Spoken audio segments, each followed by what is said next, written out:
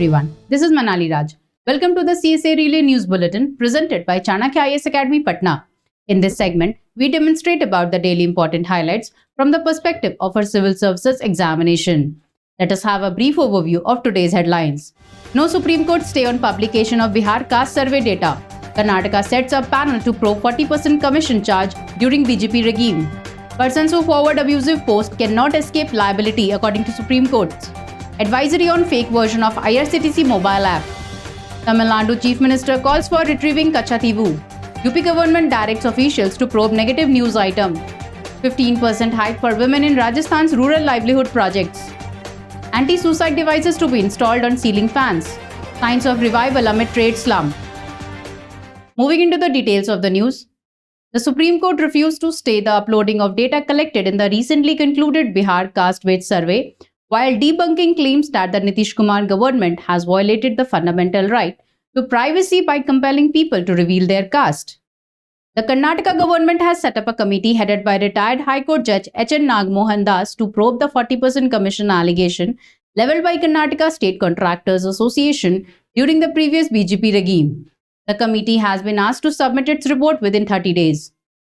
The Supreme Court made it clear to actor and former MLA S.V. Shekhar that a person who mechanically forwards abusive or derogatory social media posts without actually reading or thinking them through is liable to face the consequences, which may extend to criminal action. The High Court noted that we live in an era where social media has virtually taken over the lives of every individual in the world. We are now suffering from a virtual information diarrhea where everyone is bombarded with the messages. That is the reason as to why a person must exercise social responsibility while forwarding a message. The cybercrime wing of Tamil Nadu Police issued an advisory to the members of the public asking them to be vigilant against the fake IRCTC Rail Connect mobile app that is being circulated by online fraudsters. Recently, the IRCTC issued a warning to the public regarding a malicious mobile app campaign that aims to deceive users and engage them in fraudulent activities. Fraudsters have devised a scheme wherein they circulate phishing links through messaging platforms like WhatsApp and Telegram. These links direct unsuspecting victims to download a fake version of the IRCTC Rail Connect mobile app. In addition to net banking credentials, the malicious app might request access to other sensitive information stored on the user's device. For instance, the app could ask for permission to access UPI details and credit card, debit card information stored in digital wallets or linked to the payment apps. Chief Minister M.K. Stalin said that retrieving the Kachativu islet from Sri Lanka alone would put a permanent end to the problems of fishermen in Tamil Nadu. Mr. Stalin said it had become routine for the Sri Lankan Navy to attack and arrest Tamil Nadu fishermen fishing in the Park Bay on the charge of poaching. However, the Sri Lankan government had not released the impounded boats and nets essential to the livelihood of the fishermen. The UP government has directed divisional commissioners and district magistrates to probe into negative news items being published in daily newspapers and on media platforms in their respective jurisdictions.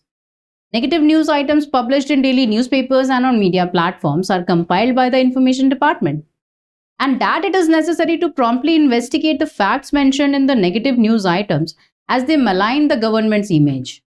The negative news items would be registered or uploaded on integrated grievance redressal system and forwarded for action to the respective divisional commissioners, district magistrates and heads of department. Rajasthan Chief Minister Ashok Gehlot announced 15% increase in the honorarium paid to the women associated with the rural livelihood projects being run by the Rajasthan Gramin Ajivika Vikas Parishad. The women will also get interest-free loans worth 1,000 crore for agricultural and non-farm works. The Chief Minister launched the Samarth Shakhi Yojana, rural segment of the Indira Rasoi Yojana, Integrated Farming Cluster Program, and the Digital Sakhi Yojana. Worried by a spate of suicides by hanging, the authorities in this coaching hub have taken a desperate measure ordering hostels to install a spring device on ceiling fans to stop students from taking their lives. This is how the device works.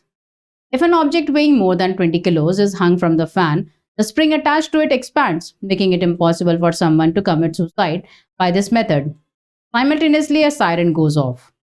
However, experts are unsure how far a suicide-proof ceiling fan will help stressed students. According to the CRISIL report, the gloomy merchandise trade numbers for July may hold some positive signs of resilience in domestic demand and revival in private investments, with imports of electronics rising and those of machinery hitting a record monthly high of $4.7 billion. While the 15.9% decline in July's merchandise exports marked a sixth successive contraction, a deeper dive into the numbers revealed hopeful signs for the economy, along with a few worrying shifts. The dip in exports as well as imports, down 17% in July, was largely fueled by petroleum and gems and jewelry.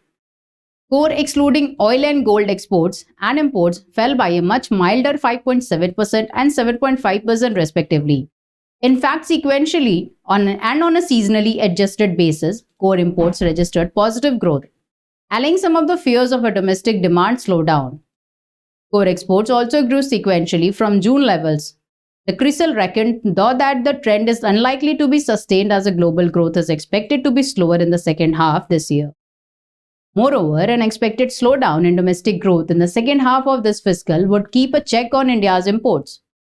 The CRISIL said, indicating the trade deficit, which rose to $20.7 billion in July, may not be a cause for concern. Government scheme in news. Flood forecast app launched by Water Commission. The Central Water Commission launched an app called Flood Watch, which can forecast the chances of floods a day in advance. It also provides a 7-day advisory on the chances of floods at various stations in the country, where the Central Water Commission maintains its measurement gauges.